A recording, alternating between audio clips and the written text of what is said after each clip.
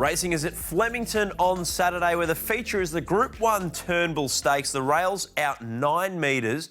The track is likely to be in the soft range at the beginning of the day, and such is the drainage power of Flemington. It wouldn't surprise to see it end up slightly better. But the Group 1 Turnbull Stakes over 2,000 metres is the feature on the program, and Romantic Warrior is the headline act. And that is on the strength of his overall record. 10 wins from 14 starts. He's 5 from 6 at 2,000 metres. His only defeat at the distance came at the hands of a Hong Kong champion in Golden 60. And I think it's a case of if he can bring his best form from what he's shown in Hong Kong and bring it to Melbourne, then he should be very, very hard to beat. Of course, the stable have mentioned there's been a few little issues. He was off his feed for a bit. They're pretty happy with the way he worked on the weekend. And I just think it's a case of he's good enough to win this if he brings his best form. Some of the main dangers from the locals come through the Makybe Diva Stakes in both Osipenko and also Francesco Guardi.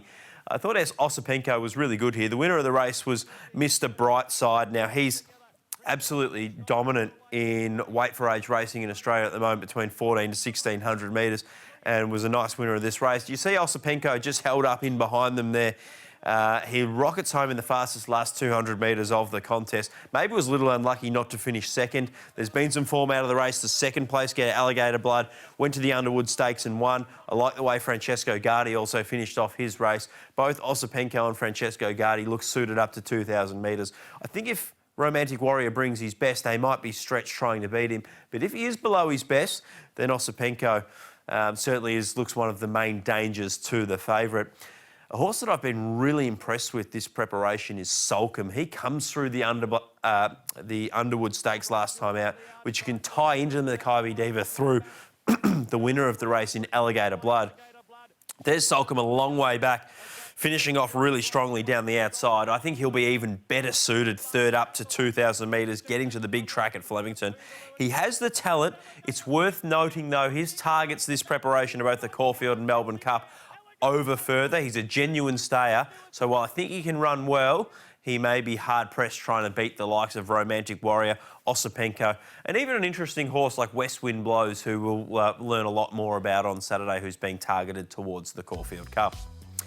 Romantic Warrior, though, I think if he brings his best, he is going to be very, very hard to beat. Osipenko, I like the way he's going this preparation, looks ready to produce a peak performance. West Wind Blows brings some completely different form, has some world-class form lines around the likes of Emily Upjohn, Paddington and Pile Driver. Sulcombe's flying this preparation, and the rise in distance and big track are positives. Another race I'm keen to bet into is the Bart Cummings, and this is one where it offers ballot exemption into the Melbourne Cup for the winner. We've got several key chances coming through the Naturalism Stakes, the MRC Foundation Cup at Caulfield last time out, including Goldman, Alaskan God, Shiraz, Virtuous Circle. I think all of those four runners are going to be better suited stepping up in distance to the 2,500 metres. I was particularly taken by the efforts of Alaskan God and also Shiraz, who finished off strongly. I think heading to Flemington on Saturday, both of them from soft draws can get settled that little bit closer in the run and maybe able to make the most of those kind barrier draws. Goldman's one who I think can roll forward and make his own luck from the front. If he doesn't gain a start in the Turnbull, then he can run really well as well in the Bart Cummings. An interesting galloper in the race is First Immortal. Now, he's one that won a much weaker race last time out, but did it with 63 kilos. Hugh Bowman was in the saddle. He was really well ridden by Hugh this day, but made a mess of his, his opposition here. This was inferior opposition, but he dropped sharply in weight. He's a very progressive horse. He's good enough to win the race. My biggest concern for him on Saturday is he's drawn out wide at the 2,500 metre start at Flemington. That can be a tough barrier to be drawn really wide. If he goes forward, he could have to do some work early and face a tough run. If he goes back, he could be spotting them too much of a start. I think Alaskan God can make the most of an inside draw. First Immortal's a really progressive horse. Shiraz is one that I think can run well at a price, and Goldman can go forward and give them something to catch. A good edition of the Bart Cummings, offering ballot exemption into the Melbourne Cup. Another feature on the program is the Group 2 Gilgai Stakes. It's the 9th race on the program where Star Patrol looks hard to beat on the strength of his performance last time out. Same track and distance in the Bobby Lewis. This is a race they went really fast early.